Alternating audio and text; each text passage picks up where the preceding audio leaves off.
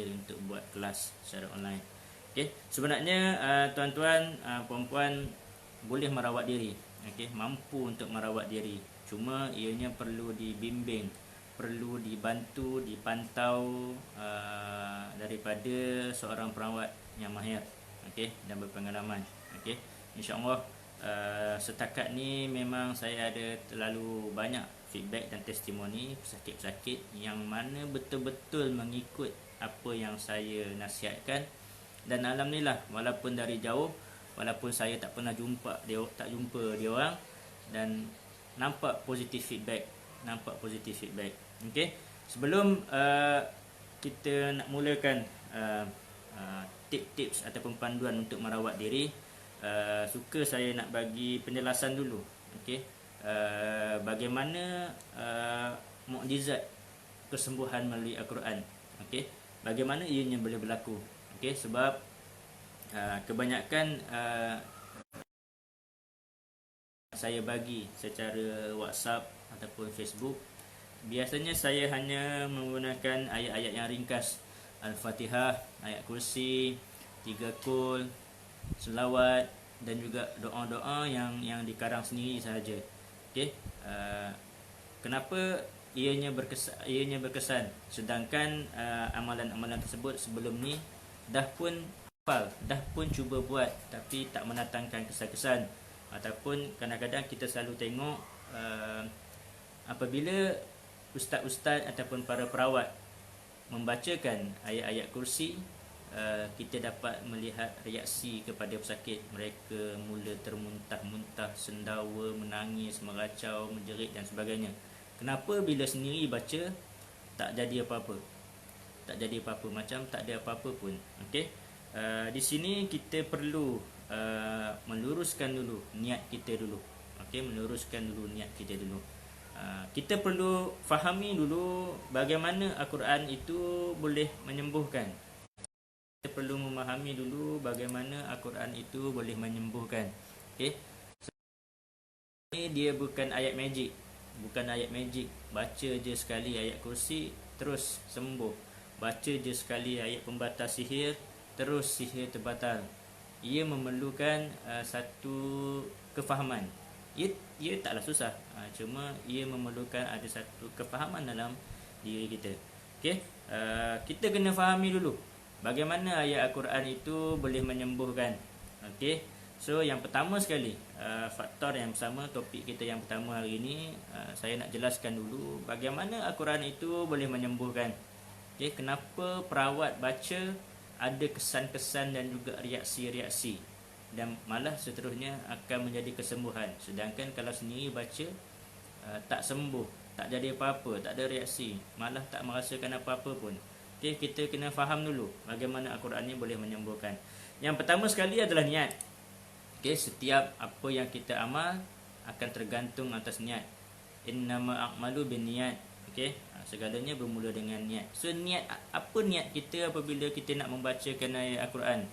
Okey, kebanyakan daripada kita dia salah niat, ataupun niat dia tak berapa nak tepat.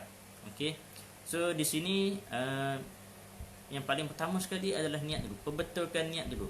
Okey, apakah tujuan kita membacakan ayat-ayat ruqyah? Apakah tujuan kita membacakan ayat-ayat Al-Quran ini, ataupun apakah tujuan kita membaca zikir-zikir ini? Okey, ramai orang dia salah niat. Dia membaca ayat kursi dengan niat untuk bakar jin. Ada orang dia baca ayat kursi dengan niat untuk seksa jin, nak azab jin. Ada orang dia baca ayat kursi dengan niat untuk bunuh jin dan sebagainya. Okey, ini antara ini bagi saya antara niat yang bagi saya tak berapa nak tepat. Okey, guru saya ada membetulkan saya, perbetulkan dulu niat kita. Apakah tujuan yang utama sekali kita nak baca ayat-ayat Al-Quran? Okey, apakah tujuan yang paling utama sekali untuk kita membaca ayat Al-Quran? Okey, niat kita yang paling utama sekali apabila kita membaca ayat Al-Quran adalah untuk menarik rahmat Allah Subhanahu Wa Taala. Saya ulang, Tujuan yang paling utama kita membacakan ayat-ayat ruqyah, membaca ayat-ayat Al-Quran adalah untuk menarik rahmat daripada Allah Subhanahu Wa Taala. Saya ulang lagi sekali, ini adalah poin yang paling penting sekali. Perbetulkan niat, luruskan niat. Niat kita yang utama sekali dalam kita membacakan ayat-ayat ruqyah adalah untuk menarik rahmat Allah Subhanahu Wa Taala. Okey. Dengan rahmat Allah inilah, maka dengan rahmat Allah inilah kita sembuh daripada penyakit. Okey, perbetulkan niat dulu. Dengan rahmat Allah, dengan rahmat kita membacakan ayat Al-Quran ni, kita sembuh daripada penyakit-penyakit, daripada gangguan-gangguan jin. Okey, dengan rahmat Allah ini jugalah segala sihir-sihir terputus. Dengan rahmat Allah inilah segala ikatan-ikatan ataupun perjanjian-perjanjian saka juga terbatal. Okey. So yang pertama sekali kita meluruskan niat dulu. Memperbetulkan niat dulu. Perbaharui niat. Okey. Sebelum ni ada yang niat dia baca ayat Al-Quran, ayat Al-Quran untuk azab jin. Ayat-ayat ruqyah ni adalah untuk bakar jin. Tidak. Ayat-ayat ruqyah ni dia tidak berfungsi macam tu. Dia tidak membakar jin, dia tidak membunuh jin. Okey. Ayat-ayat Al-Quran ini adalah untuk dibaca dengan niat sekali, adalah untuk menarik rahmat daripada Allah, untuk mendekatkan diri kita kembali kepada Sang Pencipta, Allah Subhanahu Wa Taala. Semua kita tahu ayat Al-Quran ini adalah kalamullah, kata-kata Allah. So niat kita yang paling pertama sekali, yang paling tunggal sekali, paling teguh sekali adalah untuk menarik rahmat Allah Subhanahu Wa Taala. Kemudian barulah kita memasang niat-niat kecil ataupun niat-niat tambahan. Okey, semoga dengan rahmat daripada Allah Subhanahu Wa Taala, kesan daripada bacaan ayat ruqyah tadi, segala ikatan-ikatan sihir terputus. Semoga dengan rahmat daripada bacaan ayat Al-Quran tadi, segala jin-jin yang degil ini terazab ataupun mendapat hidayah, bertaubat dan kembali kepada ajaran Islam yang sebenar. Okey. So yang pertama sekali kita perbetulkan niat dulu. Okey, perbetulkan niat. Okey, jangan lagi kita baca niat untuk bunuh jin. Ada yang baca niat untuk bakar jin, untuk hancurkan jin. Tidak. Okey. Niat yang paling utama adalah kita membaca ayat Al-Quran untuk menarik rahmat daripada Allah Subhanahu Wa Taala. Semoga dengan rahmat bacaan ayat Al-Quran, pahala bacaan ayat Al-Quran, keberkatan kita baca ayat ruqyah, maka segala ikatan-ikatan sihir terputus, segala gangguan-gangguan jin hancur, segala tapak-tapak jin dalam badan kita juga hancur dan musnah dan sebagainya. Itu adalah niat-niat yang belakang-belakang, tambahan-tambahan. Yang seterusnya kita kena faham, Al-Quran akan berfungsi melalui frekuensi suara. Okey, maksudnya kita kena faham dulu bagaimana metod Al-Quran ini diturunkan. Okay, daripada malaikat Jibril menyampaikan wahyu kepada baginda Rasulullah. Malaikat Jibril dia tidak membawa lembaran. Maksudnya malaikat Jibril tidak membawa nota pada kulit ataupun pada daun kepada Rasulullah yang merupakan ayat Al-Quran, tetapi malaikat Jibril alaihissalam dia membawa suara. Okey, malaikat Jibril membacakan ayat Al-Quran kepada baginda Rasulullah. Kemudian baginda Rasulullah pula mendengar, okey, mendengar bacaan daripada Rasulullah, mengambil bacaan daripada malaikat Jibril, okey, dan menghafal dia. Okey, so maksudnya frekuensi suara, medium suara daripada malaikat Jibril memperdengarkan bacaan ayat Al-Quran kepada pesakit. So pesakit pula pada Rasulullah pula, semasa wahyu turun, Rasulullah akan diam. Rasulullah akan diam dan juga dengar, okey, dengar bacaan daripada malaikat Jibril untuk mengambil syafaat daripada bacaan tersebut. So inilah kedudukan kita juga di antara perawat dan juga pesakit. Apabila perawat membacakan ayat-ayat ruqyah kepada pesakit, pesakit hendaklah diam, okey, dengar bacaan daripada perawat supaya bacaan-bacaan tadi dapat meresap ke dalam kolbu kita, hati kita. Okey, itu yang dari segi frekuensi bacaan. Okey, Kemudian frekuensi bacaan ni juga bergantung juga dengan suara kita tu macam mana. Okey, suara kita tu macam mana. Bagaimana sebutan-sebutan Al-Quran kita. Bagaimana sebutan-sebutan makhraj kita, huruf kita, tajwid kita. So sudah semestinya kita mesti memperbaiki, mendalami bab bacaan Al-Quran kita. Okey. Sebaliknya kita teruskan belajar membaca Al-Quran supaya tajwid kita betul, makhraj kita betul, panjang pendek dan sebagainya itu betul. Okey.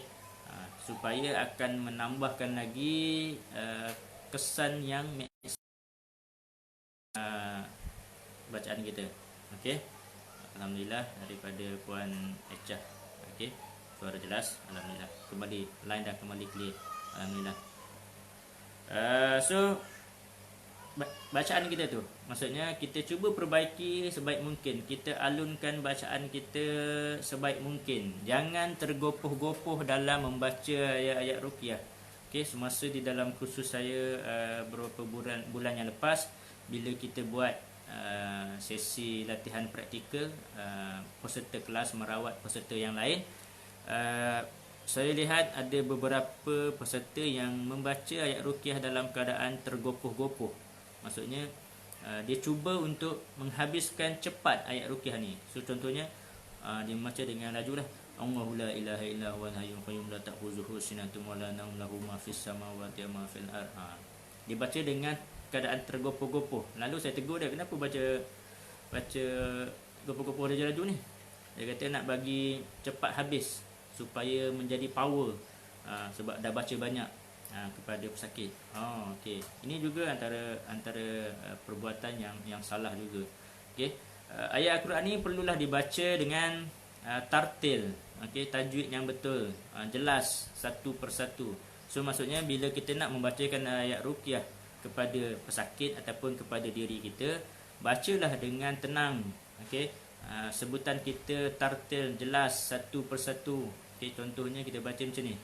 A'udzubillahi minasyaitonirrajim. Bismillahirrahmanirrahim. Allahu la ilaha illa huwal hayyul qayyum. La ta'khuzuhu sinatun wa la nawm. Lahu ma fis samawati wa ma fil ard. Man zallazi yashfa'u 'indahu illa bi iznihi. Ya'lamu ma baina aydihim wa ma khalfahum.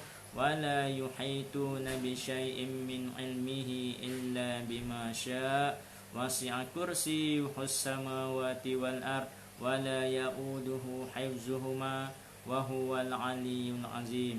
Okey, kita baca macam tu, baca satu persatu ayat demi ayat. Yang mana yang patut kita berhenti, ambil nafas. Okey, jangan kelam kabut nak baca, nak habiskan satu baca dengan cepat. Okay. Saya pernah juga jumpa dengan beberapa sahabat yang mungkin belajar daripada guru yang lain. Dia orang ada teknik membaca ayat kursi dengan satu nafas. Saya tak berapa setuju dengan kaedah tersebut. Kenapa? Kalau kita baca ayat kursi contohnya dengan satu nafas, maka bacaan kita akan menjadi tunggang langgang. Tajwid kita juga akan menjadi hancur. Kalau kita ni memang ahli Al-Quran, memang mahir dengan tajwid, saya yakin masih terjaga walaupun dengan satu nafas.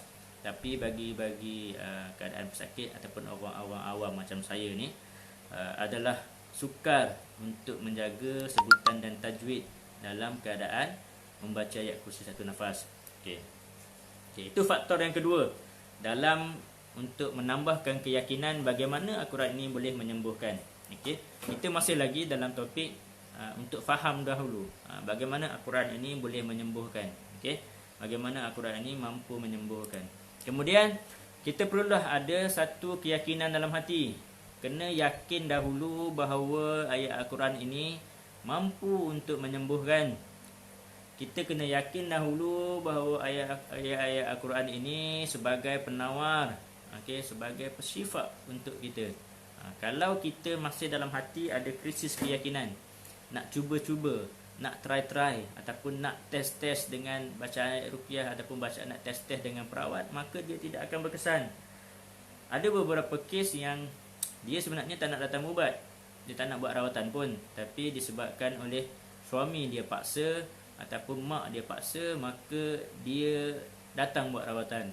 Okey, kalau dalam keadaan ini dia tak akan mendapat kesan yang maksimum. So maksudnya dia perlu yakin sepenuh hati, yakin sepenuh hati bahawa kalau kita baca ayat Quran ni masih sembuh, masih sembuh. Okey, itu janji Allah Subhanahu Wa Taala. Okey, boleh faham? Boleh faham? Alhamdulillah. Saya teruskan lagi. Itu faktor yang ketiga. Faktor yang pertama tadi, topik kita bagaimana Al-Quran boleh menyembuhkan. Yang pertama tadi adalah niat. Yang kedua, bacaan ayat Al-Quran itu sendiri, itu daripada suara kita. Yang ketiga adalah keyakinan hati kita. Kita perlu yakin dahulu bahawa ayat Al-Quran itu ayat Al-Quran itu mampu menyembuhkan. Okey. Kalau yang biasa buat rawatan dengan saya, biasanya di permulaan rawatan, saya memang akan ajak sama-sama berdoa dulu supaya kita membetulkan balik tauhid kita, hati kita untuk kesembuhan. Biasanya dalam sesi rawatan saya akan ajak sama-sama berdoa, ya Allah, ya Tuhanku, aku memohon kepadamu ya Allah, engkau permudahkan ya Allah urusan rawatanku pada hari ini. Okey, semoga dengan keberkatan ayat bacaan Quran kita pada hari ini, semoga dengan rahmatmu ya Allah, segala sihir-sihir ini akan putus, segala gangguan-gangguan sakit ini akan terbatal dan sebagainya. Biasanya sepanjang di permulaan rawatan saya akan mulakan dengan doa-doa untuk tunekan balik kita punya tauhid dan juga hati kita dulu. Okey, faktor yang keempat adalah dari segi strategi dan teknik semasa ruqyah. Okey, bacaan ruqyah itu saja mungkin kadang-kala tidak cukup. Okey, kadang-kala perlu dibantu dan ditambah dengan beberapa teknik. Okey, teknik-teknik yang saya maksudkan ini tentulah teknik-teknik yang dicontohkan oleh para nabi, para sahabat dan juga ulama. Okey, so maksudnya jangan teknik-teknik yang kita reka-reka sendiri ataupun kita agak-agak sendiri, cipta sendiri. Biarlah segala teknik yang kita gunakan itu adalah merujuk kembali kepada Al-Quran, hadis dan juga amalan daripada para guru-guru ataupun ulama. Okey. So antara teknik yang sering teknik umum yang kita gunakan semasa kita buat ruqyah, kita bacakan ayat ruqyah sambil kita menyentuh kepala pesakit ataupun kita menyentuh belakang dada pesakit. Okey, biasanya di bahagian tulang kipas.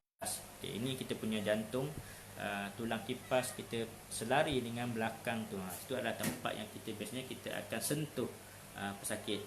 Okey, sentuh ini juga menjadi satu persoalan dan pertikaian juga. Kita tidak semestinya menyentuh dengan tangan, sebab terutama ini menjadi isu kalau pesakit, perawat lelaki merawat pesakit wanita, menjadi isu kalau kita menyentuh. Okey, so tak semestinya kita mesti menyentuh secara langsung. Okey, yang pertama, boleh sentuh dengan menggunakan sarung tangan. So biasanya siapa yang membuat rawatan dengan saya memang akan pakai sarung tangan, lagi tebal lagi bagus. Ataupun sentuh juga boleh melalui objek-objek. Okey, biasanya bila saya merawat pesakit, saya akan sentuh melalui rotan.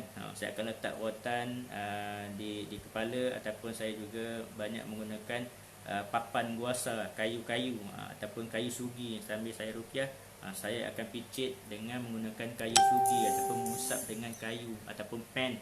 Misalnya macam ni, botol air. Kita juga boleh menyentuh dengan menggunakan botol air. So maksudnya supaya tak menjadi isu, sebab isu menyentuh pesakit ini adalah isu yang sensitif. Kemudian di samping sentuh, kita juga mengusap di tempat yang sakit. Katakan kita tengah sakit di dada, kita juga boleh mengusap sakit di dada. Ini adalah merawat diri. So dia boleh buat sendiri, dia boleh sentuh sendiri, kat mana pun tak jadi masalah. Sambil kita bacakan ayat Al-Quran, kita menyentuh tempat yang sakit.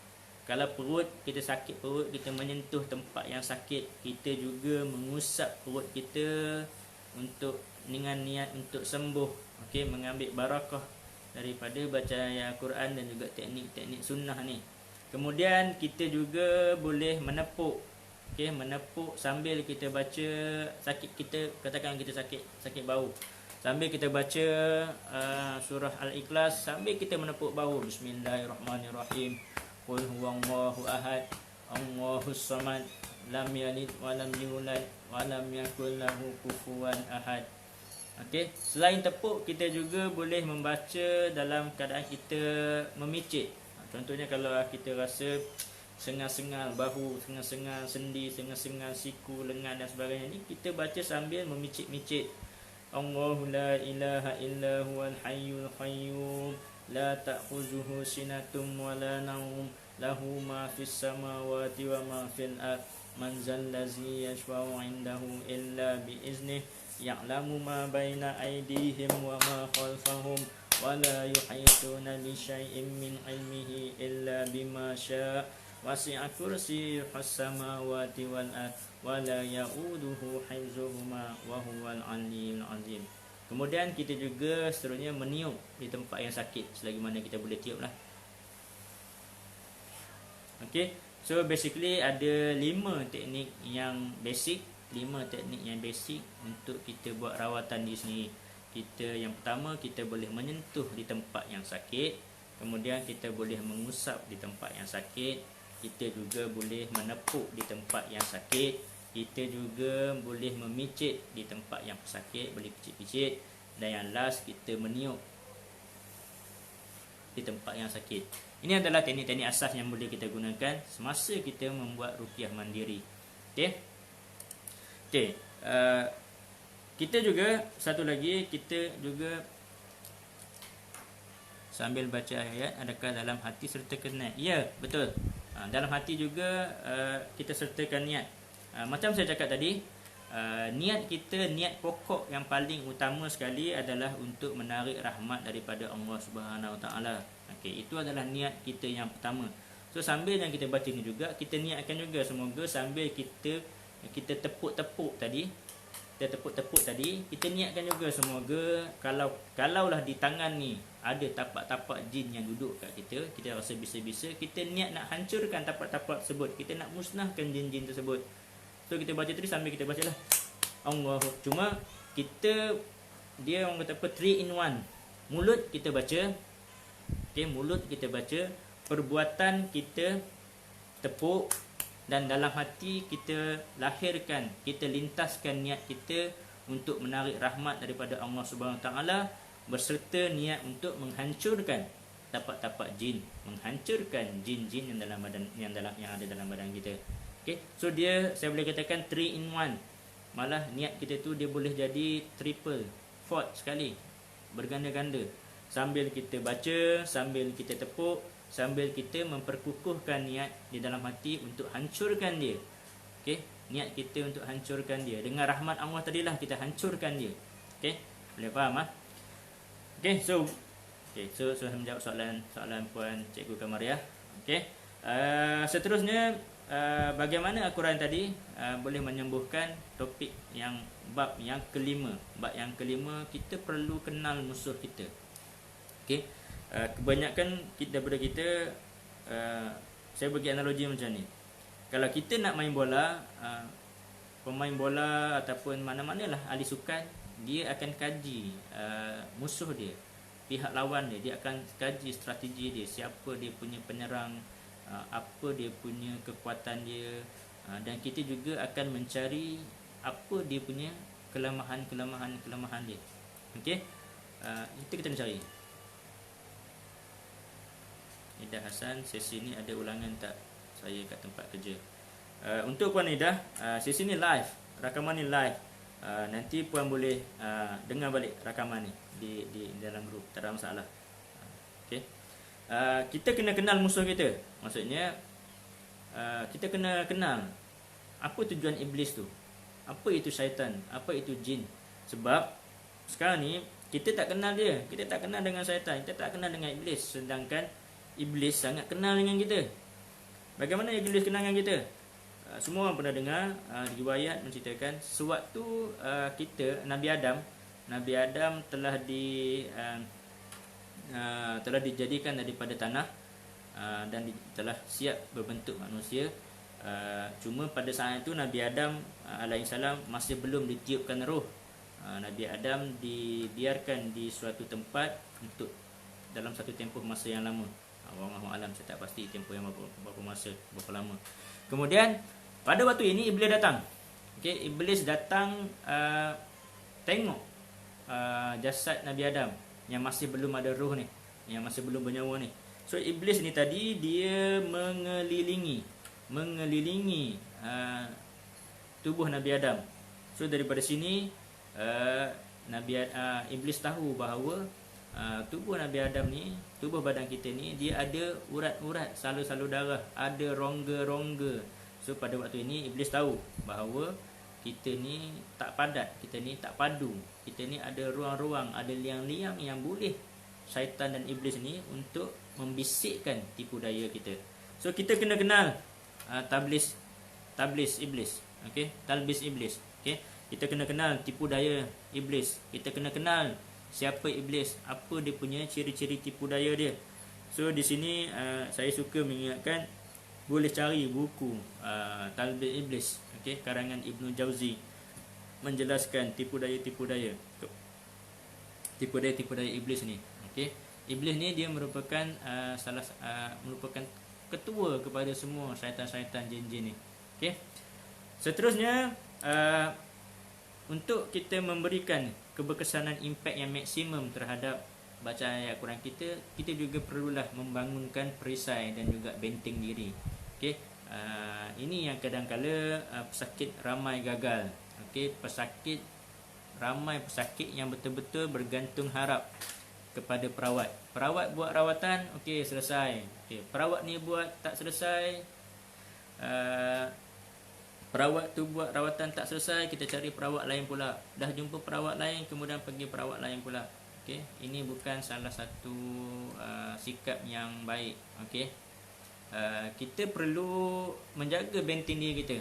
Okey, perawat dah bantu untuk buang jin, untuk mengeluarkan jin daripada badan, untuk cuba untuk sembuhkan kita. Kemudian pesakit tu pula kenalah menjaga amalan benteng-benteng diri. Okey, membangunkan benteng-benteng diri. Okey, soalan daripada Khairul Afiq, adakah macam cicak itu tunggangan syaitan juga? Wallahu alam. Kalau setakat seekor dua ekor tu tak ada masalah, itu memang binatang. Okey, kalau kata terlalu banyak, peliklah sikit. Tapi kita janganlah terlampau tak. Cicak tu memang ada jin duduk, tak boleh sampai tahap macam tu. Ada beberapa orang kawan saya yang bagi tahu rumah pesakit yang memang sakit teruk memang banyak cicak. Wallahu alam, saya tak pernah ada pengalaman tersebut. Kita perlulah balik kepada topik asal, membangunkan perisai. Perisai ni apa maksud kita nak buat perisai dan benteng ni? Kita kena perbetulkan balik niat kita balik. Setiap daripada amalan-amalan kita ni kita niatkan sebagai benteng diri. Dia, saya boleh katakan, tak ada satu amalan benteng diri yang tunggal. Tunggal tu maksudnya satu benda je dia amal terus jadi benteng. Dia takkan jadi macam tu. Sebaliknya amalan-amalan kita seharian tu kita niatkan berganda-ganda untuk jadikan benteng. Contohnya kita berwuduk. Berwuduk ni merupakan salah satu amalan benteng diri yang kuat, ampuh. So kalau kata kita nak masuk hutan, ada nak pergi camping dan sebagainya, berwuduk dulu sebelum masuk hutan. Ataupun kalau kita yang bagi student-student yang duduk asrama, dia tahu ada kawasan-kawasan yang memang sedikit keras, selalu terganggu dan sebagainya, itu sebelum nak lalu kawasan tu, ambil wuduk dahulu. Ataupun benteng lain, yang pertama tadi wuduk. Yang kedua, mungkin kita adalah salah satu dia adalah solat berjemaah. Kekalkan solat berjemaah, sentiasa solat berjemaah sekerap yang mungkin. Kalau boleh setiap 5 waktu tu kita solat berjemaah. Solat jemaah ni adalah benteng dalam amalan kita. Bersedekah adalah salah satu daripada amalan benteng ni juga. So bila kita nak bersedekah, nak masukkan duit dalam tabung, niatkan dalam hati, ya Allah, ya Tuhanku, semoga dengan pahala aku sedekah ni, ya Allah, Engkau angkat penyakit aku, ya Allah. Semoga dengan aku bersedekah ni, ya Allah, aku sembuh daripada sakit aku, ya Allah. Ya Allah, ya Tuhanku, dengan aku bersedekah ni, ya Allah, aku pulih daripada gangguan-gangguan jin ni, ya Allah. Okey. Kena betul niat kita tu betul balik. Kemudian antara benteng-benteng diri juga adalah semestinya membacakan. Kita membaca ayat-ayat Al-Quran.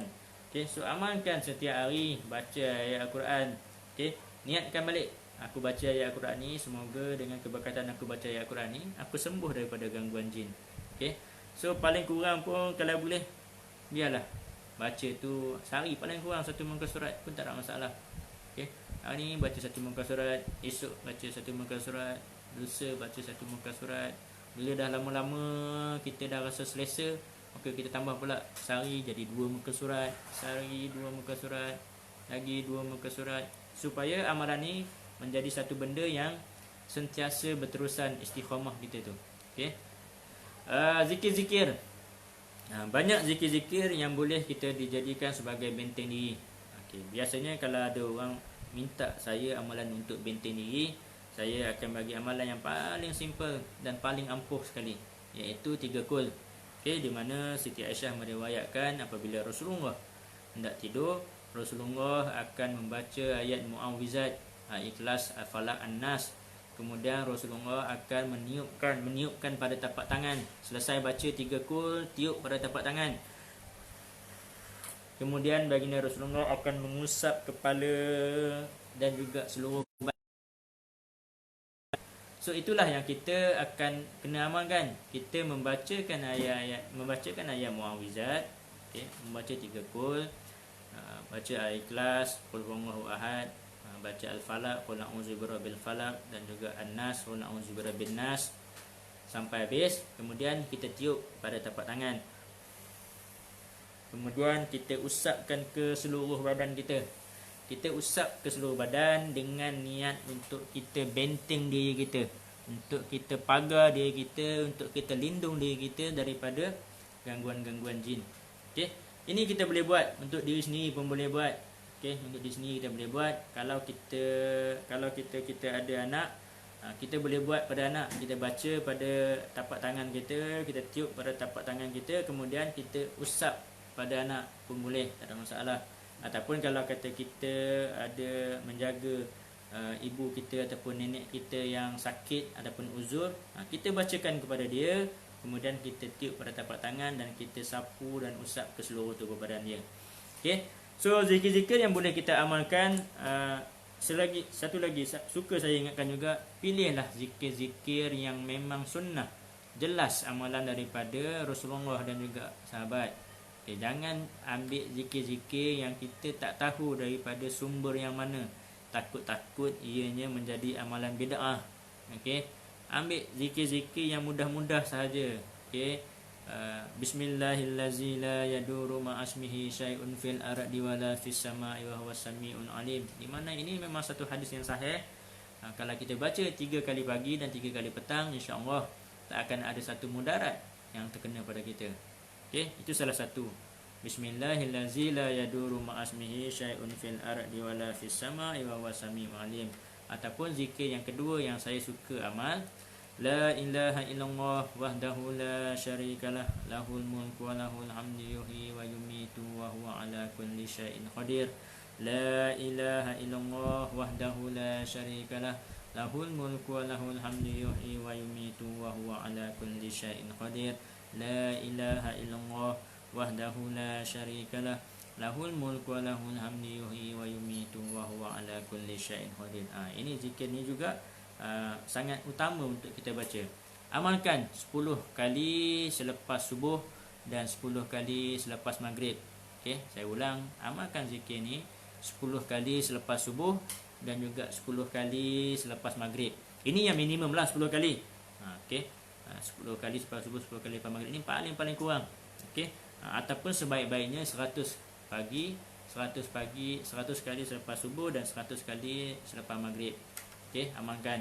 Ataupun zikir yang ketiga yang saya suka minta pesakit amalkan, a'udzu bikalimatillahi tammati min syarri ma khalaq, a'udzu bikalimatillahi tammati min syarri ma khalaq, a'udzu bikalimatillahi tammati min syarri ma khalaq. Ini juga amalkan baca 3 kali pagi, 3 kali petang minimum lah tu. Nak baca banyak 10 kali ke 11 kali ke, itu lebih baik. nak baca 100 pagi 100 petang, masya-Allah tabarakallah, sangat-sangat baik. Okey. Antara benteng lagi doa-doa kita. Okey, sebelum doa ni yang mustahak ni, saya selalu mengajar, memesan kepada pesakit-pesakit, bila kita nak baca ayat-ayat Al-Quran, letak satu doa sebelum kita baca.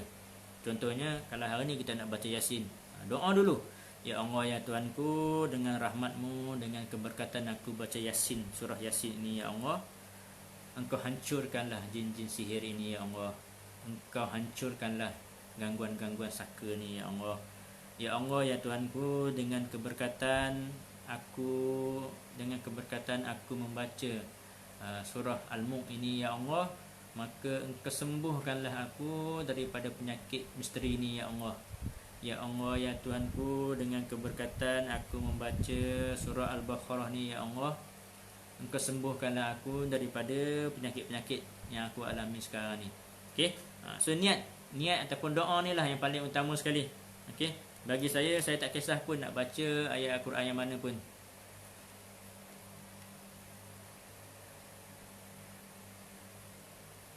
Mana yang lebih baik Ustaz? Berkat Ramadan, khatam sebuah Al-Quran dengan niat untuk kesembuhan, dengan hajat atau bacaan dengan zikir yang biasa kita buat sebelum Ramadan sebagai benteng diri. Okey, bagi saya kita kena ikut ranking. Okey. Yang paling tinggi tetap Al-Quran. Okey. Antara amalan zikir yang terbaik adalah daripada Al-Quran. Itu yang paling terbaik sekali. So, masya-Allah tabarakallah, kita berada di bulan Ramadan. Okey. Dan semua orang tahu di bulan Ramadan ni pahala dia berlipat kali ganda, yang memang Allah rahsiakan berapa kali ganda tak tahu. Kalau dulu kita baca ayat Al-Quran, satu huruf Allah kurniakan sebagai 10 ganjaran. Allah dalam satu hadis kata, aku tidak kirakan alif lam mim itu sebagai satu huruf, tetapi alif satu huruf, lam satu huruf, mim satu huruf, mendapat 30 ganjaran. So itu di hari biasa. Di bulan Ramadan kita tak tahu, berkali ganda lagi yang orang bagi ganjaran tu. So bulan Ramadan ni lah antara bulan yang terbaik untuk kita memperbanyakkan bacaan ayat-ayat Al-Quran. Kalau kita baca ayat Al-Quran di bulan Ramadan ni, bertadarus dan sebagainya, kita boleh selitkan niatkan supaya apa yang kita tadarus tadi, kita baca Al-Quran ni menjadi penyembuh, menjadi penawar. So bagi saya nak kata zikir tak baik, tak juga. Sebab bagi saya jelas, sepanjang hari kita takkan kita nak baca ayat Al-Quran sampai habis. So mungkin pagi selepas subuh kita baca ayat Al-Quran dalam masa 20 minit, 15 minit ke 20 minit. Okey. Kita bertadarus, kita baca ayat Al-Quran, kita selitkan niat untuk kesembuhan. Kemudian nanti sambil-sambil nak masak ke, sambil-sambil nak siram pokok ke, sambil-sambil nak lap kereta ke, kita selitkan pula dengan zikir-zikir penyendiri diri. Ataupun kalau kata orang yang dah mula bekerja, masa di rumah tadi solat subuh, dia baca dulu ayat Al-Quran 15 minit, 10, 20 minit. Kemudian waktu dia driving, naik kereta, naik motor, nak pergi ke office, dia boleh selitkan pula zikir-zikir sebagai benteng diri semasa kita tengah memandu tadi. Okey. Jangan kita sempitkan pemikiran kita, ibadat kita hanya mesti atas tikas sejadah. Salah tu. Boleh kat mana-mana pun kita boleh ibadat, kita boleh zikir. Okey. Kemudian nanti zuhur nanti kita baca lagi 20 minit, 15 minit. Nanti asar kita baca lagi ayat Al-Quran 20 minit, 15 minit. Selang di antara dua waktu tadi, kita boleh pula sambil kita baca zikir-zikir lain. Bismillahirrahmanirrahim. A'udzu bikalimatillahi tammati min syarri ma khalaq. Okey, boleh. So malah bulan puasa ni lah kita perlu ambil kesempatan untuk menarik rahmat Ramadan ni yang sangat luar biasa ni. Okey. Kemudian doa tadi saya ulang balik. Sebelum kita baca ayat Al-Quran, selitkan dulu doa. Ya Allah ya Tuhanku, dengan keberkatan aku, dengan rahmat-Mu ya Allah, dengan keberkatan aku membaca ayat Al-Quran ni ya Allah, Engkau sembuhkanlah penyakit aku ya Allah. Sebut nama penyakit tu. Itu yang lebih tepat. Kalau kata memang tengah sakit kanser, ya Allah ya Tuhanku, dengan keberkatan, dengan rahmat-Mu aku membaca ayat Al-Quran ni ya Allah, sembuhkan penyakit kanser aku. Ya Allah ya Tuhanku, aku tengah sakit kepala ni ya Allah, semoga dengan keberkatan aku baca ayat kursi ya Allah, Engkau sembuhkan sakit kepala aku ya Allah. Ya Allah, ya Tuhanku, aku tengah sakit dada. Semoga dengan rahmat-Mu, ya Allah, semoga dengan rahmat aku membacakan ayat Al-Quran ni, ya Allah, Engkau sembuhkan penyakit dada aku. Ya Allah, ya Tuhanku, aku ni selalu berdebar-debar, resah, was-was, ya Allah, semoga dengan rahmat aku membacakan ayat-ayat Al-Quran ni, ya Allah, Engkau sembuhkan, Engkau hilangkan penyakit-penyakit was-was aku. Ataupun sekarang ni ada juga beberapa pesakit yang dia kata dia tengah serabut, sakit kepala, rasa macam nak jadi gila. Ya Allah, ya Tuhanku, semoga dengan rahmat-Mu, ya Allah, semoga dengan rahmat bacaan ayat Al-Quran ni, ya Allah, Engkau tenangkan pemikiran aku, ya Allah, Engkau hilangkan serabut aku, ya Allah. Kita kena betulkan dulu niat kita tu.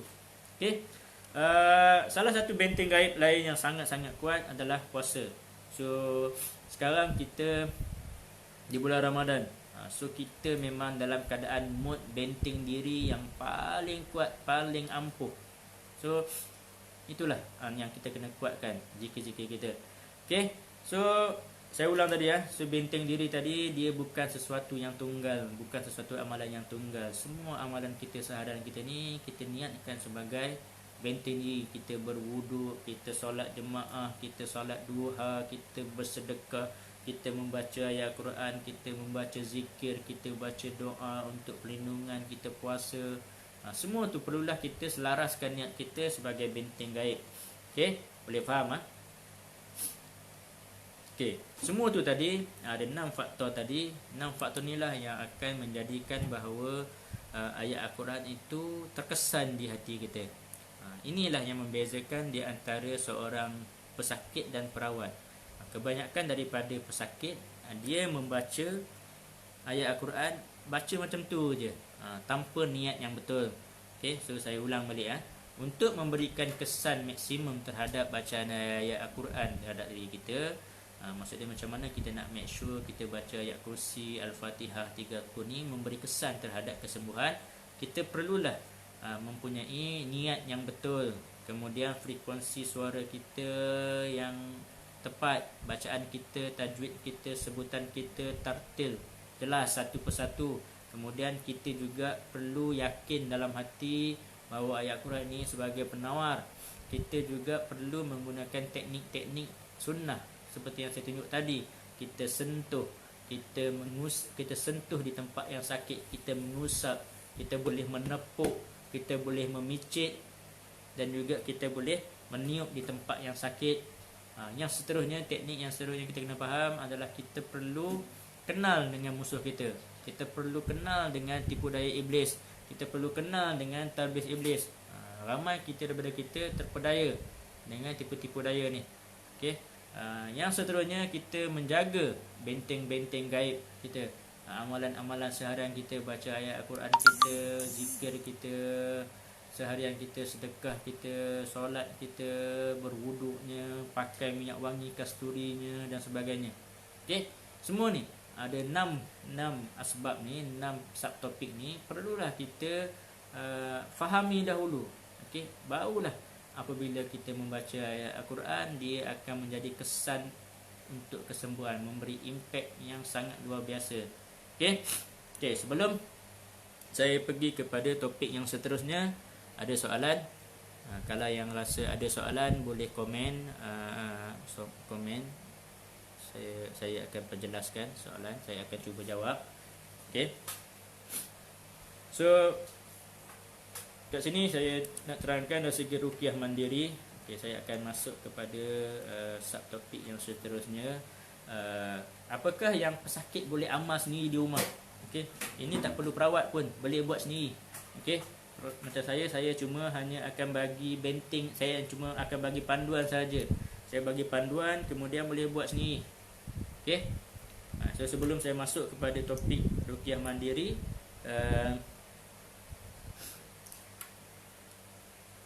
topik ruqyah mandiri ni, amalan yang boleh buat sendiri ni, saya buka dulu soalan.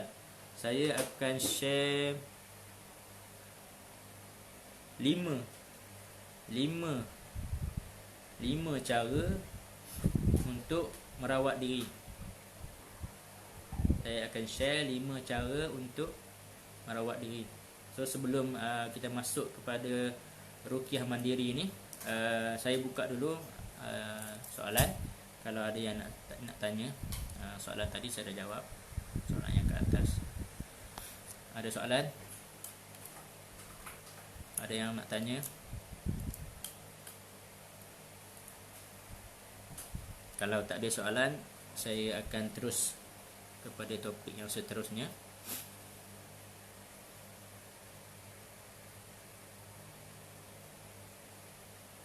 Ada soalan tak? Bagi rest kejap. Kalau ada yang nak bertanya, saya akan jawab sikit sebelum saya terus.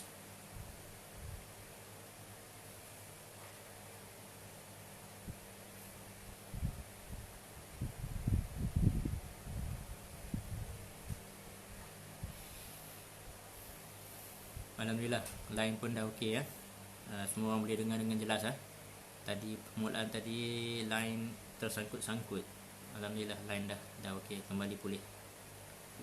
Okey, since tak ada soalan, saya akan share 5 teknik ruqyah mandiri ataupun amalan yang pesakit boleh amalkan sendiri di rumah tanpa bantuan perawat. Maksudnya boleh buat sendiri at any time. Okay, anywhere kat rumah tu boleh amal. Okay, cuma tinggal nak dengan tak nak je. Okay, nak dengan tak nak je. Okay, antara teknik yang paling utama sekali, teknik yang pertama paling bagi saya paling mustahak sekali adalah untuk membuat air jampi. Okay, membuat air penawar, ataupun kita istilah orang Melayu kita air tawar, air penawar, air jampi, boleh belaka, tak kisahlah. Okey, sebab saya ibaratkan macam ni bacaan ruqyah daripada perawat, bantuan daripada luar. Okey, kalau saya bacakan ayat-ayat ruqyah kepada pesakit, saya merawat daripada luar. Saya membacakan ayat ruqyah, frekuensi suara, sambil saya menggabungkan dengan teknik-teknik, sambil menepuk, memicit, mengusap, mengetuk dan sebagainya. Kemudian biasanya saya akan membekalkan pesakit air jampi untuk dia minum dan amalkan di rumah. Okay, so air jampi ni satu benda yang bagi saya sangat-sangat simple, tapi insya-Allah sangat-sangat berkesan.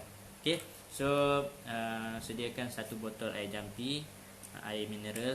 Jangan minum pula, kita tengah berpuasa ni. Okay, nanti pegang botol air, pakat minum pula nanti.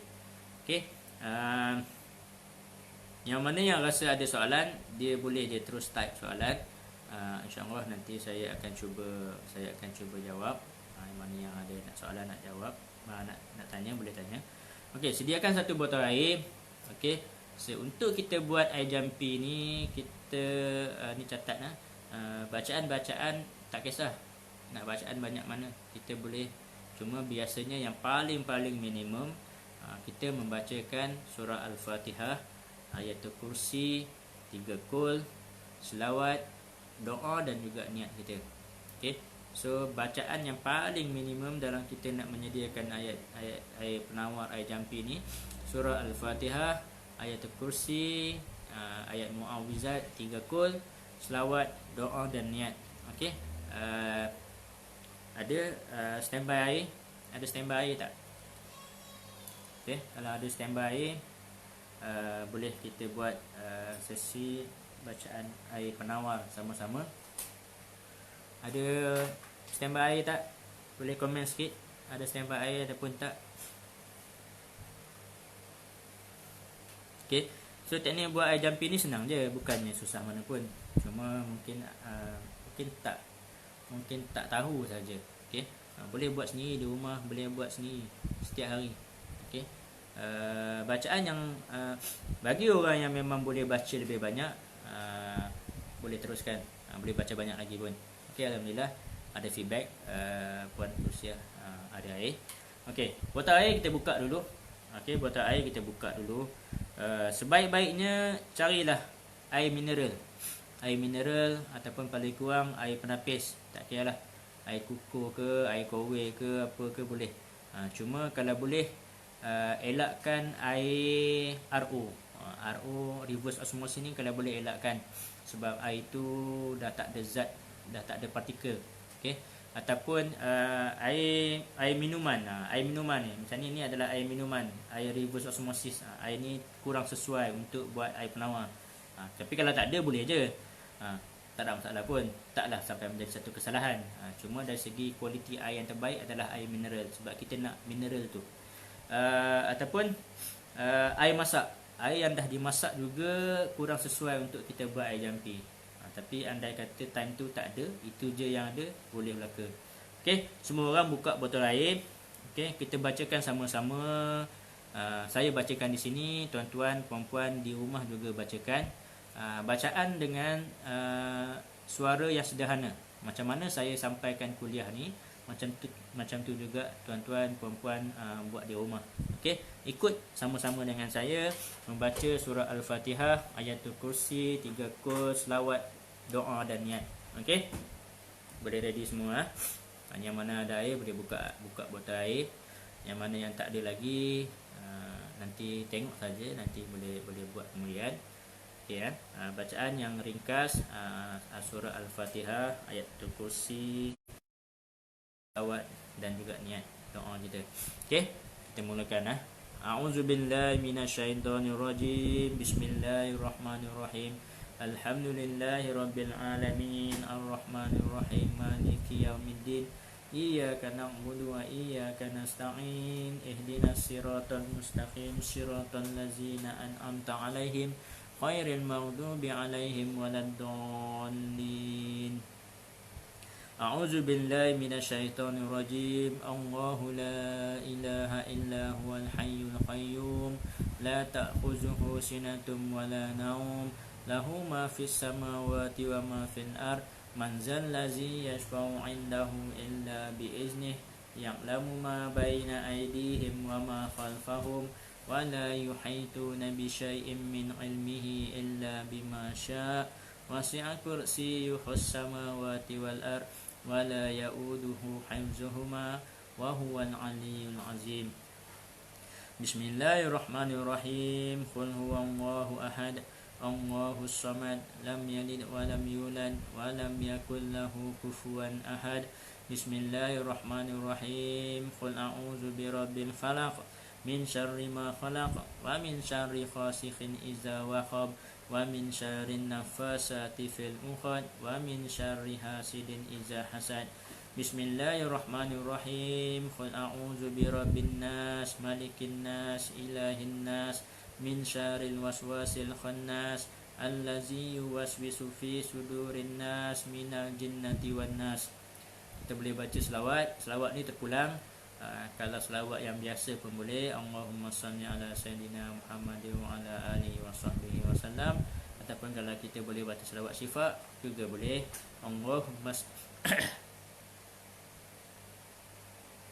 Allahumma salli ala sayyidina Muhammad, tibbil qulubi wa dawaiha, wa afiyatil abdani wa shifaiha, wa nuril absari wa diyaiha, wa khutil arwahi wa ghizaiha, wa ala alihi wa sahbihi wasallam. Boleh. Selawat lain pun juga tak ada masalah, boleh. Asalkan selawat. Ataupun yang paling pendek, Allahumma salli ala sayyidina Muhammad juga boleh. Kemudian doa, iaitu untuk niat kita. So doa macam mana? Saya selalu ajar sakit macam ni. Ya, doa yang simple-simple yang kita boleh buat sendiri. Ya Allah, ya Tuhanku, dengan keberkatan bacaan ayat-ayat Al-Quran tadi, ya Allah, Engkau jadikanlah air ini sebagai penawar, sebagai syifa bagi segala penyakit yang berada dalam tubuh badanku. Ya Allah, ya Tuhanku, dengan keberkatan, dengan rahmat bacaan ayat Al-Quran tadi, ya Allah, Engkau jadikan air ini sebagai penghancur tapak-tapak jin yang berada di dalam tubuh badanku. Ya Allah, ya Tuhanku, dengan rahmat-Mu, ya Allah, dengan keberkatan bacaan ayat-ayat Al-Quran tadi, ya Allah, Engkau jadikan air ini sebagai pemutus ikatan-ikatan saka yang terdapat di dalam ahli keluargaku yang ada pada diriku. Ya Allah, ya Tuhanku, dengan keberkatan, dengan rahmat-Mu, ya Allah, Engkau jadikan setiap partikel air ini sebagai bala tentera-Mu yang akan menyerang dan menghancurkan jin-jin yang berada dalam tubuh badanku.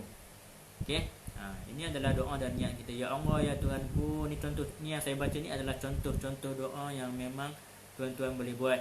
Ya Allah, ya Tuhanku, dengan rahmat-Mu, dengan keberkatan aku bacakan ayat-ayat ruqyah ni ya Allah, ayat Quran ni ya Allah, Engkau lembutkan hati anak aku yang degil tu ya Allah. Dia tak nak, dia malas solat, dia malas buat kerja rumah, Kau lembutkan hati dia. Dia suka melawan, Kau lembutkan hati dia ya Allah. Okey, kita boleh buat sendiri. So doa ni kita ubah suai mengikut masalah dan penyakit kita sendiri. Kalau bagi orang yang memang tak dapat jodoh, maka doa dia macam itulah pula. Ya Allah, ya Tuhanku, semoga dengan keberkatan, dengan rahmat-Mu ya Allah, aku baca ayat Quran ni, Engkau hancurkan gangguan-gangguan jin yang ada dalam badanku yang selama ni menghalang aku daripada mendapat jodoh. Boleh macam tu.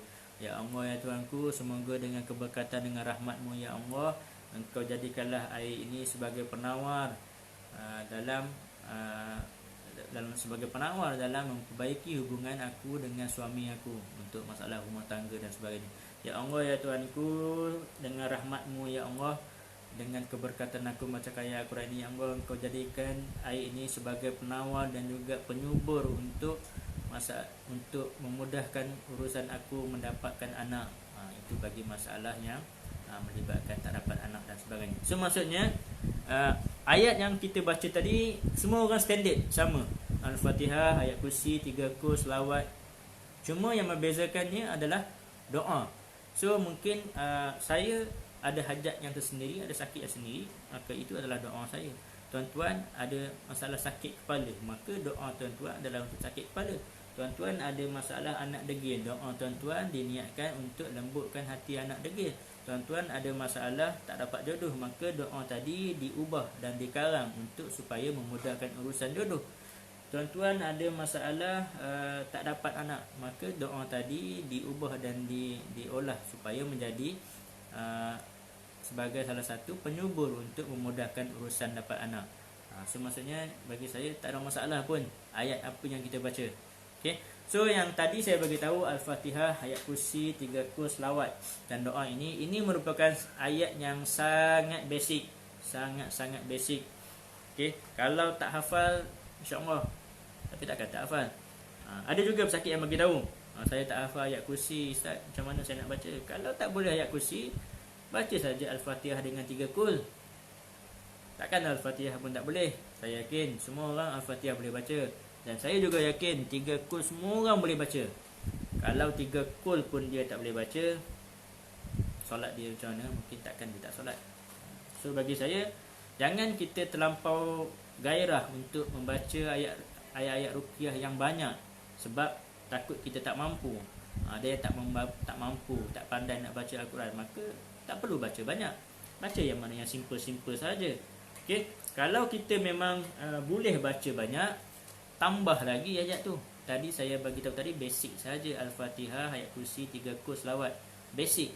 Kalau boleh tambah ayat Amanah Rasul, tambah ayat Amanah Rasul. Kalau boleh tambah ayat-ayat pembatas sihir, tambahkan ayat pembatas sihir. Kalau memang hafal, boleh hafal ayat Afahasibtum, tambah lagi. Ataupun surah Al-Hasru, ayat Lau Anzalna, tambahlah. Kalau boleh baca banyak, lagi banyak.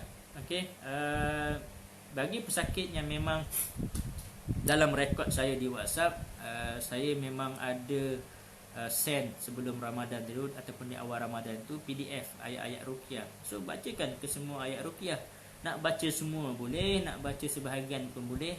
Semuanya atas hati kita sendiri, kekuatan kita sendiri, nak amal ke tak nak amal. Okey, baca sikitlah rahmat dia. Baca banyaklah. Boleh baca 30 juzuk, masya-Allah, tabarakallah. Lagi banyak kita berusaha. So Allah akan nilai dengan usaha kita. Allah akan berikan kita rahmat juga setimpal dengan usaha kita. Kalau kita baca Al-Fatihah saja sikit, malas, so Allah akan bantu kita pun macam tu dah, agak-agak Allah nak pandang tak dengan amalan kita yang sedikit. Okay. Kalau kita baca Al-Fatihah, kita baca ayat kursi, kita baca surah Al-Baqarah, kita baca surah Yasin, kita baca surah Al-Mulk, surah Al-Waqiah, yang lain-lain lagi, maka kita berusaha bersungguh-sungguh. Makin banyak kita baca, makin baik. Okey. So tadi kita tunjuk untuk buat tutorial untuk buat air jampi. So selain daripada air mineral, air jampi, kita juga boleh bacakan dengan metod yang sama tadi kepada minyak zaitun. Kita boleh baca kepada madu, kita boleh baca kepada kurma, kismis. So bulan puasa ni kita memang ada stok kurma, sentiasa ada stok kurma. So ruqyahkan sikit kurma tu supaya lebih barakah. Itu saja. Okey, macam minyak zaitun, madu, kismis, kurma, bahan-bahan ni, bahan-bahan ni dia dah ada khasiat.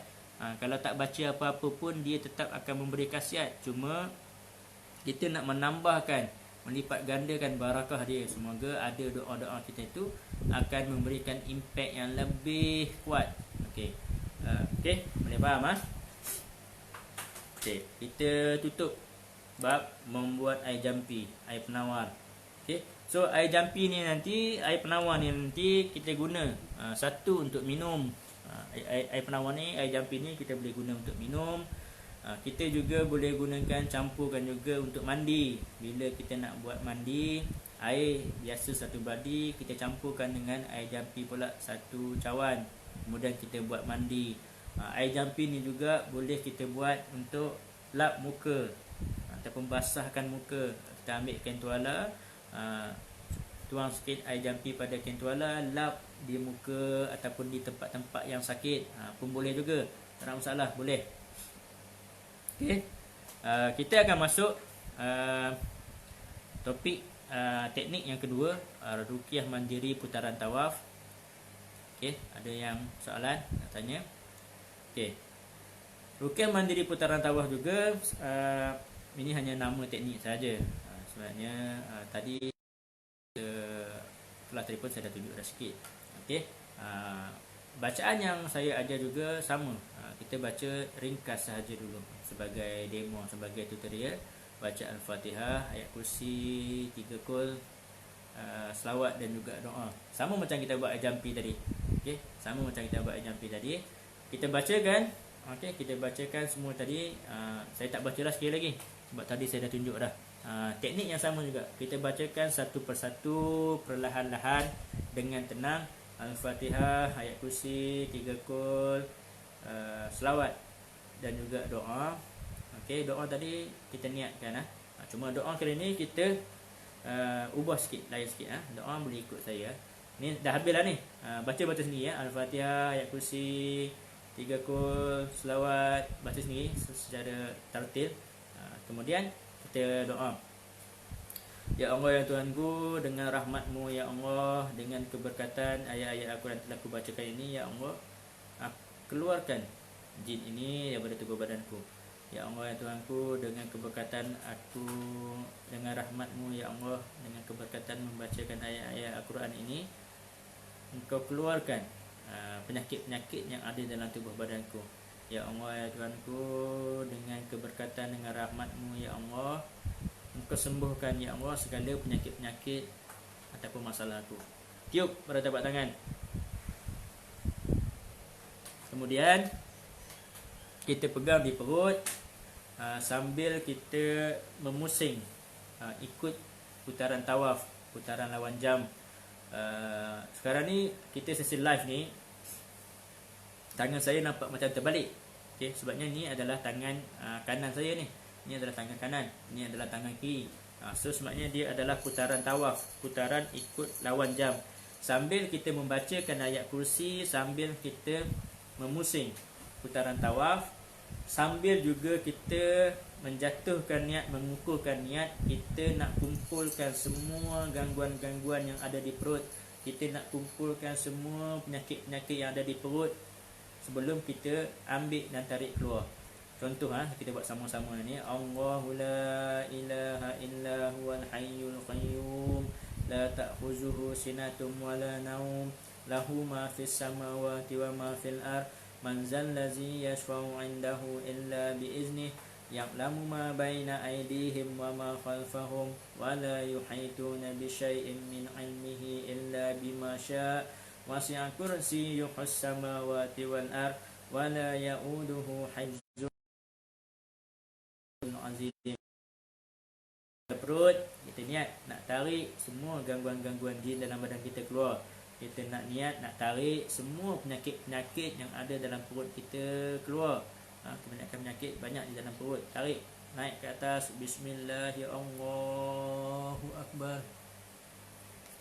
Tarik lagi daripada perut. Bismillahirrahmanirrahim. Tarik lagi keluar daripada perut.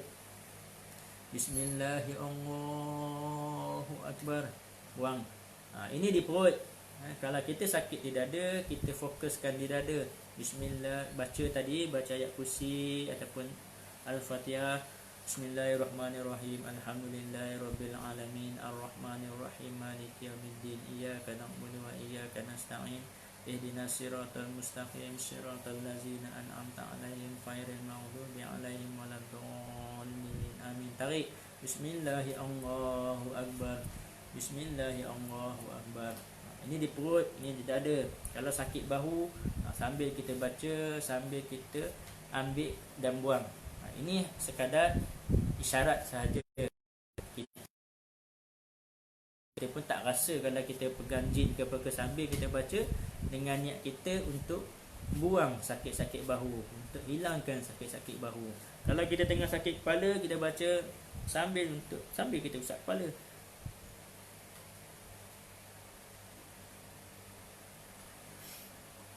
Saya cuba buat teknik putaran tawaf tapi tak dapat buat dengan baik sebab bahu jadi berat sampai okey. Kalau dah rasa bahu jadi berat, okey, kita fokuskan pula di bahu. Okey. Tarik, baca sambil kita baca tadi ataupun macam ni. Sambil kita baca ayat kursi sambil kita menepuk daripada bahu ni. Ni kita boleh buat.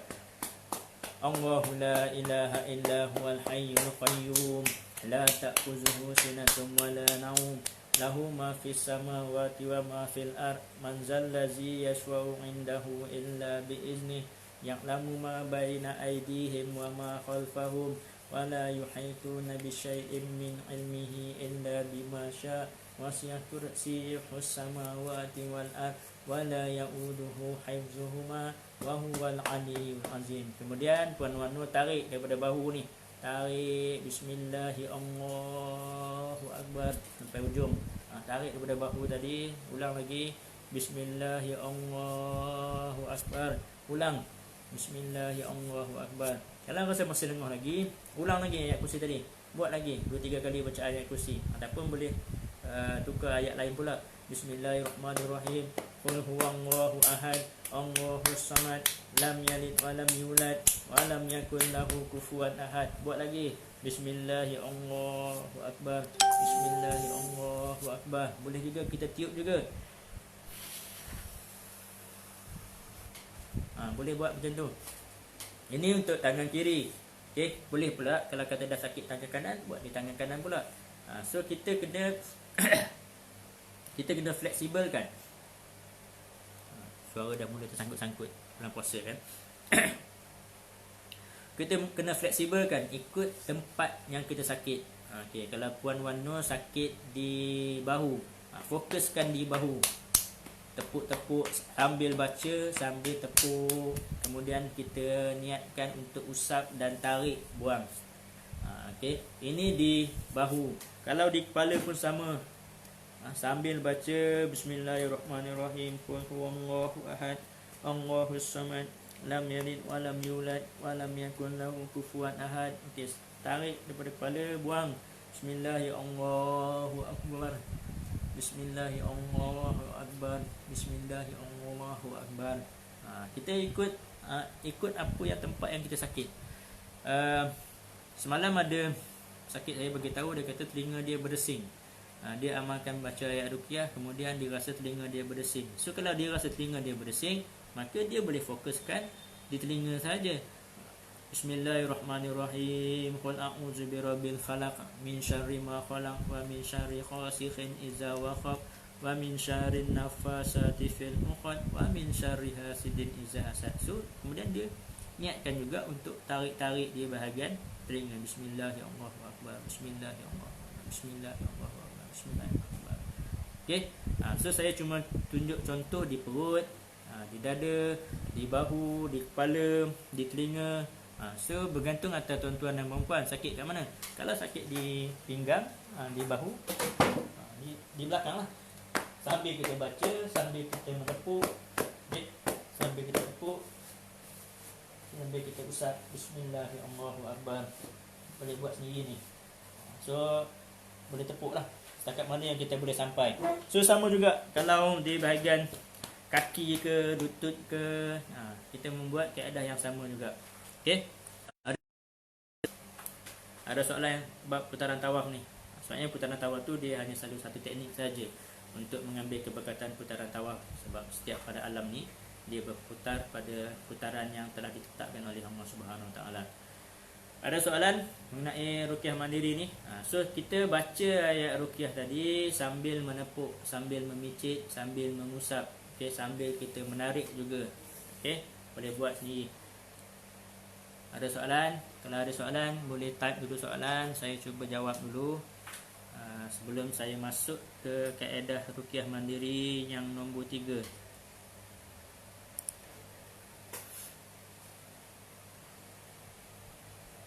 Boleh? Ada soalan lain?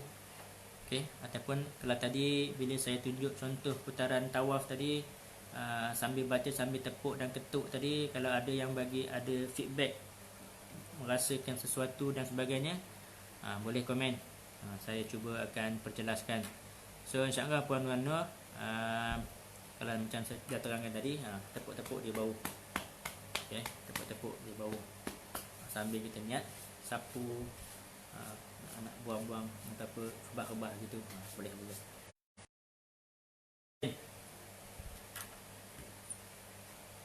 Okay, teknik yang seterusnya juga mandi. Okay, teknik mandi. Okay, teknik mandi. Okay, teknik mandi ni juga penting. Boleh amalkan. Saya ajar 2 kaedah mandian, menggunakan limau ataupun nak menggunakan daun bidara. Mana-mana pun boleh. Kebanyakan saya mudah untuk pesakit cari limau. Daun bidara ni tak semua tempat boleh dapat. Okey, so teknik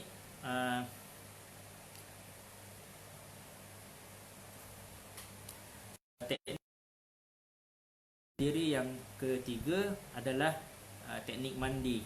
Tadi kita dah buat air jampi, air penawar. Okey, so air penawar ni lah yang akan kita gunakan untuk buat mandi. So tadi kita dah buat teknik air jampi. Kita jampikan juga garam dan juga limau dan juga daun bidara kalau ada. Okey, so teknik mandi ni, sediakan satu baldi yang besar, baldi air kosong, masukkan air kosong. Kemudian air jampi tadi, air yang dah kita jampikan tadi, masukkan cawan ataupun 2 cawan ataupun buat sendiri kan, boleh buat banyak-banyak. Air jampi 1 cawan, okey, ataupun 2 ataupun 3 cawan. Kemudian masukkan segenggam garam. Tak kisah nak garam apa pun. Garam halus boleh, garam kasar boleh. Kalau dapat guna garam bukit yang warna perang, itu lebih baik. Garam bukit dia ada khasiat yang lebih tinggi untuk menyerap bisa-bisa. Okey, garam bukit boleh. Kemudian ambil limau nipis sebiji, potong 2, perah dan gaul-gaulkan dalam air tadi.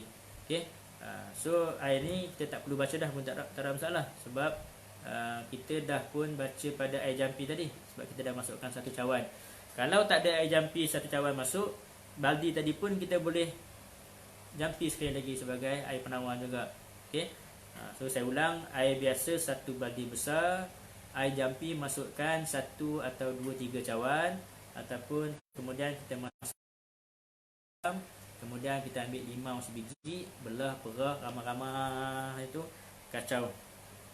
Okey, kemudian kita mandi dengan air mandian. Kita mandi dengan air biasa dulu, bagi basah dulu badan. Kemudian bilasan tadi kita ambil air yang perahan limau tadi. Okey, air mandi. Okey, kenapa limau? Okey, Okay, nanti saya jelaskan sekejap. Okay, saya terangkan dulu. Kita mandi dulu limau, air dengan air limau. Limau yang kita perah ramah-ramah tadi, kita gosok di kepala, kita gosok di badan. Tadi Puan Wan Nur dia sakit bahu, ambil limau tadi gosok di bahu, ambil limau tadi gosok di lengan, tempat-tempat yang dia rasa berat. Jadi lengan-lengan tadi tu, limau tadi tu dia gosok. Mandi sampai habis. Okey, satu bandi tadi. Okey, kenapa guna limau? Okey, limau ini antara salah satu khasiat dia, dia boleh menghapuskan bisa-bisa. Okey, kalau limau untuk kita minum, limau ni pun memang kita tahu dia ada khasiat untuk mencuci kita. Air jampi, garam, paste. Okey, limau dia ada sifat untuk mendetox. Okey, dan juga sifat limau ini juga adalah berasid. Okey, kebanyakan pengalaman perawat, bahan yang sedikit bila kita mandi kan, asid dia tu bukanlah asid kuat yang boleh merosakkan kulit kita, tapi dia akan bantu mencari mandi mata, elok untuk gangguan jin. Tapi mandi limau ni juga dia akan elok untuk kulit. Bagi ada orang boleh mandi limau, gosok limau di kepala, InsyaAllah dia akan tolong bantu pulihkan kesuburan rambut kita tu. Kita limau, faham limau semata-mata untuk sembuh. Kita kena tengok dari segi sudut khasiat bahan tersebut. So kita boleh google je khasiat limau untuk mandi, untuk kulit, untuk kepala dan sebagainya. InsyaAllah ada banyak khasiat lain. Okey, tadi saya tunjuk mandi limau, air jampi, air biasa satu badi besar, kemudian air jampi, garam dan limau. Okey, kemudian mandi. Okey, itu untuk mandi air ni lah. Air satu badi besar, air biasa, air jampi, garam segenggam ataupun satu sudu besar, limau nipis. Okey, kita mandi dengan air biasa dulu, bilasan baru buat mandi limau. Limau tadi kita gosok-gosok di kepala, gosok di bahu, gosok di belakang, kat perut, dada kita. Tadi yang sakit bahu, gosok di bahu, gosok limau di lengan-lengan untuk kita hilangkan bisa tadi. Okey, waktu yang paling sesuai untuk mandi, waktu yang terbaik adalah sebelum maghrib. Mandi yang terbaik adalah waktu sebelum maghrib. Orang lain okey. Setakat ni alhamdulillah tak ada start dah video kat saya. Mungkin kat tempat puan yang sangkut kot. Okey, waktu yang paling sesuai adalah waktu sebelum maghrib. Di antara waktu ke waktu maghrib, waktu yang paling afdal untuk mandi. Okey, ini antara waktu yang paling afdal untuk mandi. So far dekat saya clear. Inilah, mungkin line di sebelah sana pula kot. Okey, waktu yang terbaik adalah waktu sebelum maghrib. Di antara waktu asar ke waktu maghrib, itu waktu yang terbaik lah. Tapi kalau andai kata kita balik lewat, nak mandi selepas maghrib ataupun nak mandi waktu malam pun tak jadi masalah. Kalau orang dia kerja shift, dia nak masuk shift tengah hari, tak jadi masalah.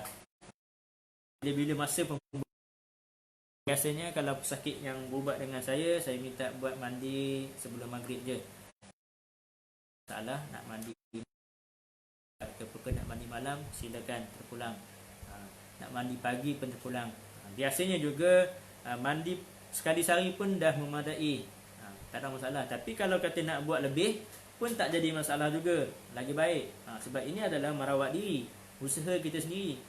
Kalau tengah-tengah pagi dalam pukul 11 tu rasa macam lain, benda-benda tenang, rasa macam diserang kononnya, terus buat ambil 5 ambil garam, terus mandi, gosok kepala. Tadi kau bagi aku sakit kepala, nah aku mandi kau, gosok kau, macam tu.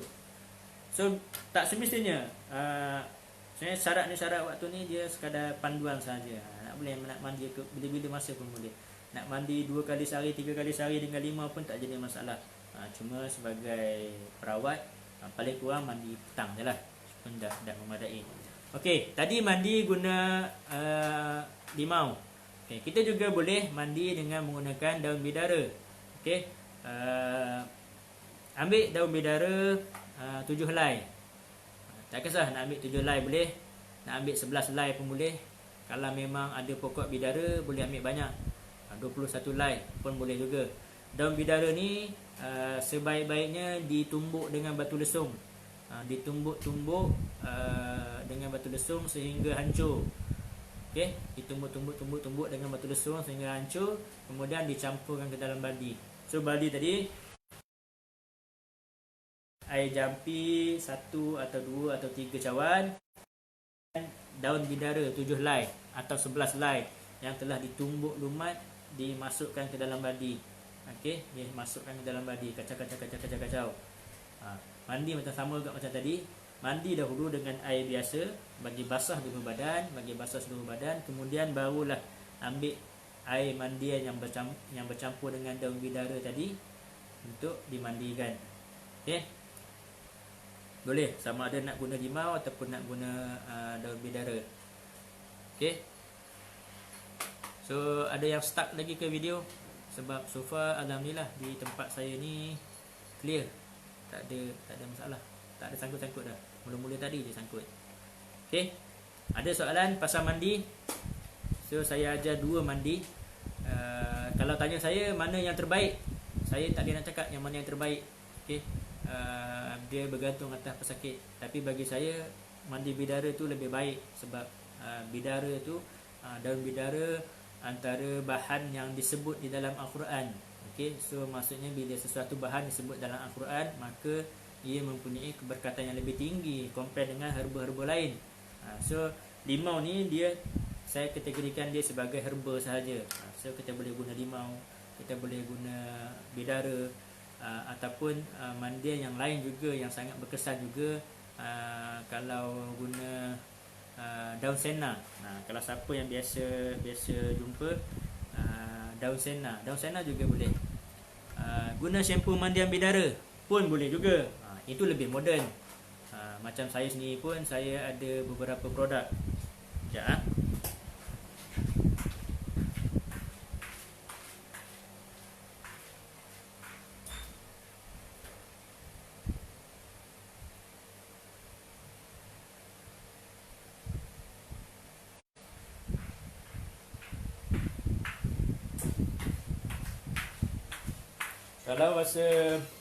Kalau rasa susah nak cari limau,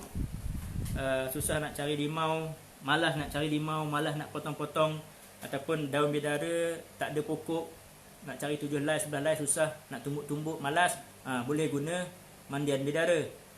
Tak kisahlah. Saya memang ada jual mandian bidara. Ini boleh terus pakai je sebagai shampoo, sebagai mandian sabun macam biasa. Ini lebih senang bagi yang kalau rasa kesukaran untuk mendapatkan daun bidara yang fresh. Tapi kalau tanya saya, mana yang lebih terbaik antara guna mandian bidara dengan daun yang fresh?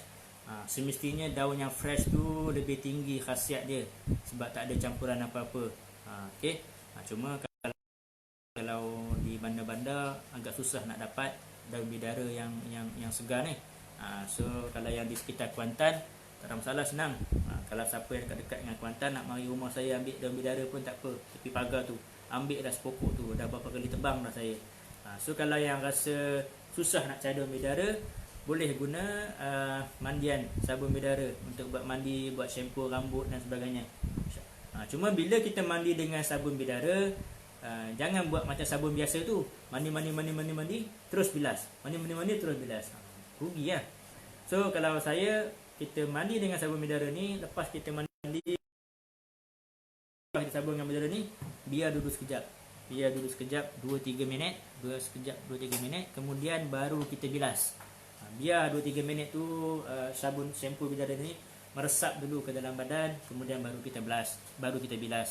Okey, boleh nak mandi guna shampoo bidara pun boleh. Sebab nak cari daun bidara memang agak susah sikit. Boleh. Okey, ada soalan mengenai mandi? So boleh guna mandi limau, gunakan daun bidara, boleh juga dengan mandian gel bidara. Bagi saya tak ada masalah nak pakai mandian gel bidara yang brand apa pun, macam-macam jual di pasaran tu. Yang mana-mana jual pun tak ada masalah. Cuma kalau saya promote produk saya lah. Ini produk saya, boleh beli dengan saya.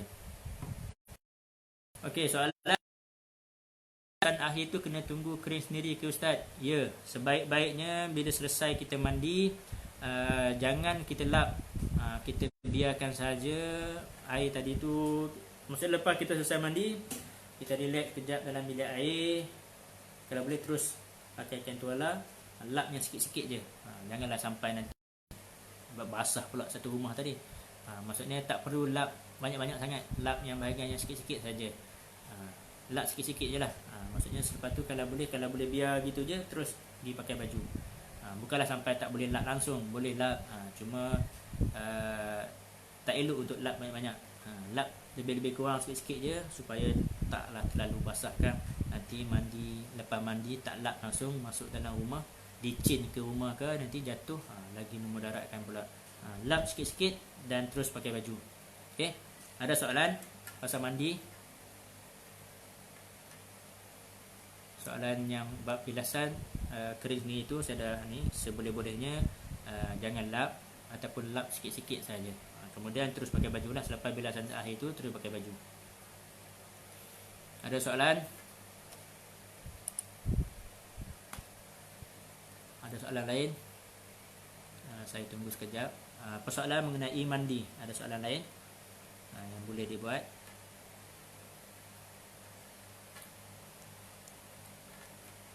Okey, kaedah yang ruqyah mandiri yang keempat yang boleh pesakit amalkan buat di rumah adalah mendengar MP3 ruqyah. Okey. MP3 ruqyah ni saya sangat-sangat menggalakkan untuk pesakit mendengar paling kurang setiap hari, sehari sekali. Okey, terutama untuk yang sakit lah. Paling kurang sehari sekali dengar. Okey. Cuma MP3 ruqyah ni bagi saya untuk mendapatkan kesan yang betul-betul maksima, dia ada teknik juga. Jangan pasang MP3 ruqyah sambil lipat kain. Jangan pasang MP3 ruqyah sambil main game kat telefon. Jangan pasang MP3 ruqyah sambil main WhatsApp. Kita tak fokus terhadap bacaan ayat ruqyah tu.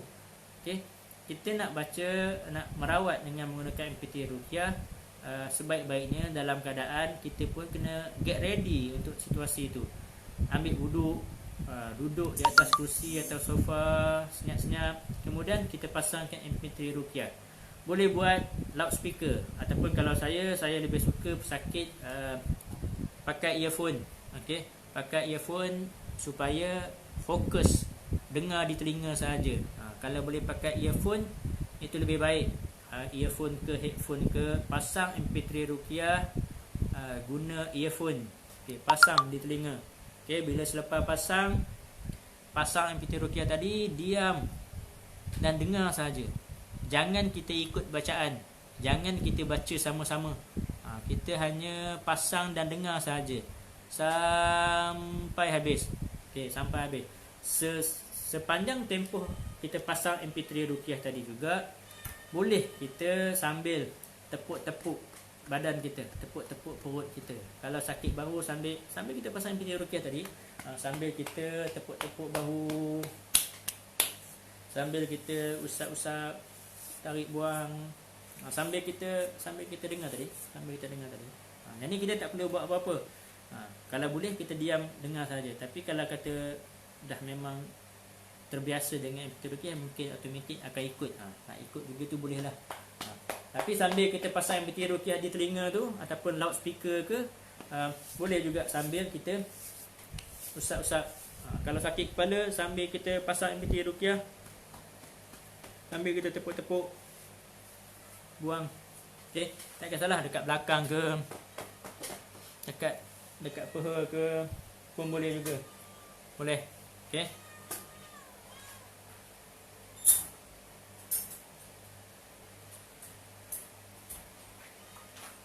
Boleh.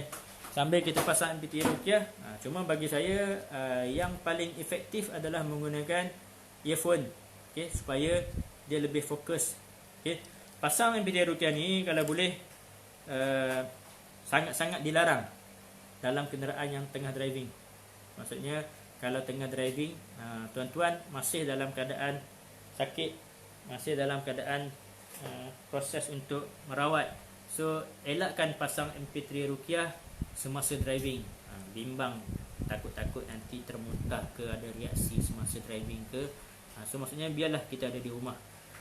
Pasal MP3 ruqyah tadi juga, sebaik-baiknya ada pasangan kita pantau ataupun ada teman kita pantau. Okey, contohnya Tuan Khairul Afiq pasang MP3 ruqyah, make sure di sebelah ataupun kawasan sekitar ada adik ke, ada abang ke, ada kawan ke, member ke, tolong teman. So andai kata semasa MP3 ruqyah tadi kita dengar ada reaksi nak terbatuk ke apa ke, tolong bantu tepuk-tepuk sikit, tepuk-tepuk kepala sikit, tepuk-tepuk tengkuk sikit untuk nak memudahkan benda tu keluar. Kan saya cakap tadi, sambil kita pasang tadi juga kita boleh juga tepuk-tepuk dada sikit, kat mana-mana lah, mana-mana yang kita sakit kepala, serabut kepala, kita pasang MP3 ruqyah sambil kita tepuk kepala, sakit bahu sambil kita tepuk-tepuk bahu. Okey, itu antara kaedah menggunakan MP3 ruqyah. So terpulang, di dalam internet banyak MP3 ruqyah boleh download. Di YouTube juga banyak MP3 ruqyah, banyak ayat-ayat ruqyah. Di channel saya juga, dalam YouTube channel saya juga, saya dah upload bacaan ayat ruqyah ni beberapa kali, banyak. Boleh dengar daripada situ, boleh download daripada situ, atau nak daripada luar. Dalam apps telefon pun banyak MP3 ruqyah, tak kisah mana-mana pun. Yang mana Syekh Arab ke, orang Qori Melayu ke, apa ke, tak ada masalah. Mana-mana pun boleh. Okey. Ada soalan lain untuk merawat diri? Okey. Yang seterusnya dengan memakan herba-herba sunnah. Okey. Tadi kita beritahu air jampi. Okey, selain daripada air jampi, makanan-makanan sunnah, okey, sangat-sangat jin tak suka. Bila kita ni mengamalkan sunnah dalam kehidupan kita, memang syaitan ni dia memang tak suka bila kita beramal dengan sunnah. So sentiasalah kita mengkonsumsi, sentiasa kita selalu makan madu, okey, habatus sauda, minyak zaitun, kismis, kurma. So kita alhamdulillah sepanjang bulan puasa ni kita memang selalu makan kurma. So make sure setiap hari kita makan kurma. Paling-paling kurang 3 biji ataupun 7 biji kita ambil. Cuma dalam satu hadis Rasulullah, kurma ajwa adalah kurma yang terbaik untuk menghancurkan sihir dalam badan kita. Terpulanglah. Okey, kurma ajwa sedikit mahal lah. Okey, sedikit mahal. Sekilo pun kalau di Malaysia sekilo mencecah 90 ke 100 lebih. Kalau dekat Mekah dengan Madinah, 1 kilo seingat saya dulu dalam 40, 30 lebih, dalam tak sampai 50 lah. So kalau kurma biasa pun tak ada masalah. Cuma kalau dari segi kualiti dan khasiat kurma ajwa adalah kurma yang terbaik. Sebab kurma ajwa ni adalah pohon kurma yang ditanam oleh sendiri oleh baginda Rasulullah. Sebab tu dia tak banyak dan harga dia adalah mahal. Okey. So kita amalkan. Kalau macam misalnya minyak zaitun, kalau di bulan biasa, bukan bulan Ramadan lah, amalkan pagi petang. Pagi 1 sudu, petang 1 sudu. Cuma kalau kita sepanjang Ramadan ni, selepas kita berbuka lah, lepas kita berbuka, selepas tarawih ke, kita minum 1 sudu. Then mungkin selepas waktu sahur nanti kita ambil lagi 1 sudu minyak zaitun. Sama juga dengan madu pun sama juga, pagi petang. Okey. Ada soalan? Saya dah kongsikan 5 kaedah untuk merawat diri. Yang pertama, buat air jampi. Yang kedua, ruqyah putaran tawaf sambil kita baca, sambil kita tepuk. Kemudian yang ketiga adalah mandi, sama ada mandi limau ataupun mandi bidara ataupun menggunakan shampoo bidara. Yang keempat tadi, merawat diri dengan menggunakan MP3 ruqyah. Okey. Yang kelima dengan mengkonsumsi dengan memakan herba-herba sunnah. Okey. So ini ada 5 teknik yang tuan-tuan boleh buat sendiri. Okay, tak perlukan saya di sana. Cuma kita kena rajin lah. Kita kena rajin lah. Okay. Kita nak pulihkan diri kita nak lawan gangguan ni daripada dalam badan kita. So maka kita kena usaha lebih sikit.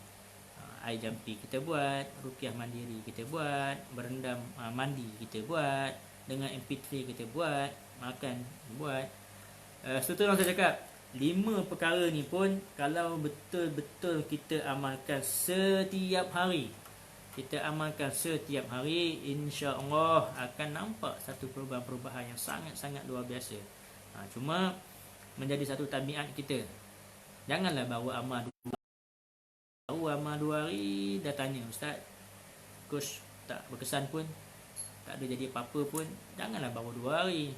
Amalkan secara istiqamah. Seminggu kita amal tanpa putus, sebulan kita amal tanpa putus. Saya yakin insya-Allah Allah itu tidak zalim. Kalau sebulan tuan-tuan amalkan secara istiqamah selama sebulan tanpa putus, insya-Allah dalam tempoh sebulan tu tuan-tuan dan puan-puan akan nampak impak yang sangat-sangat luar biasa, kesan yang sangat luar biasa, insya-Allah. So istiqamah istiqamah dengan amalan-amalan kita. So alhamdulillah, saya rasa setakat itu saja.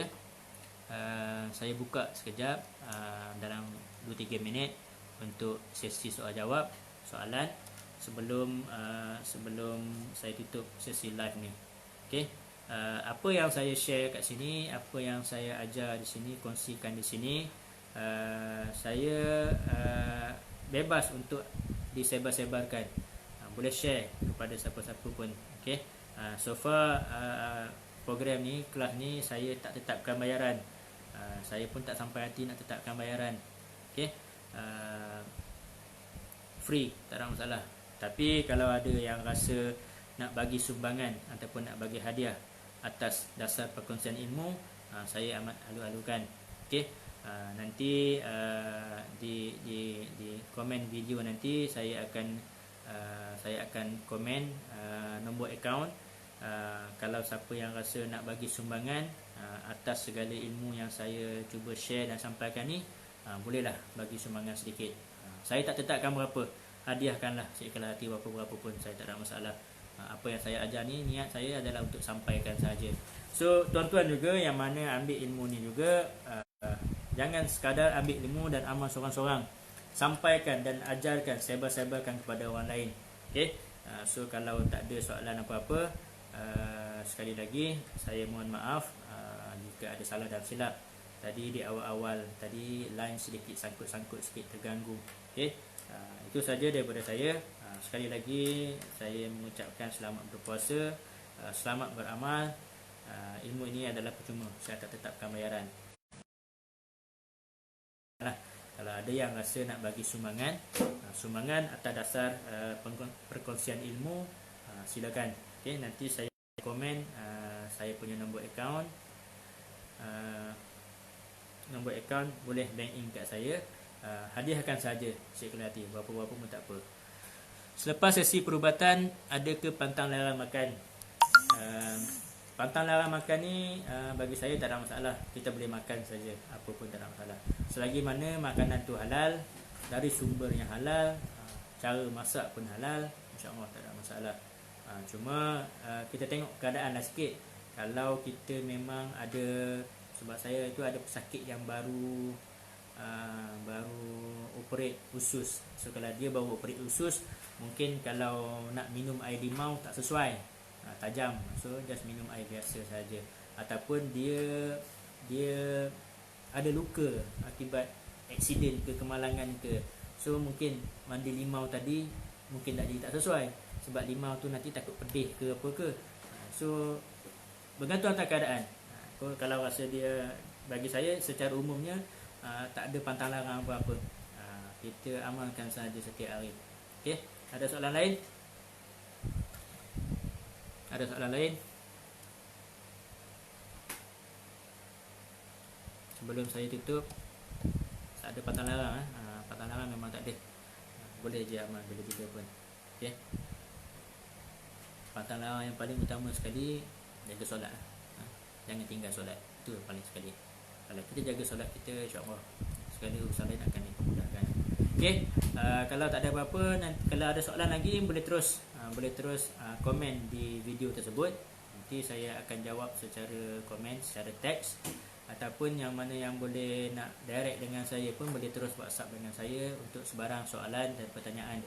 Okey, sekali lagi saya memohon maaf kalau ada salah dan silap ataupun yang tidak jelas. Saya akan perbaiki di masa akan datang. Okey, saya juga memohon saya halalkan segala ilmu saya. Okey, itu saja daripada saya. Sehingga kita berjumpa lagi di masa akan datang.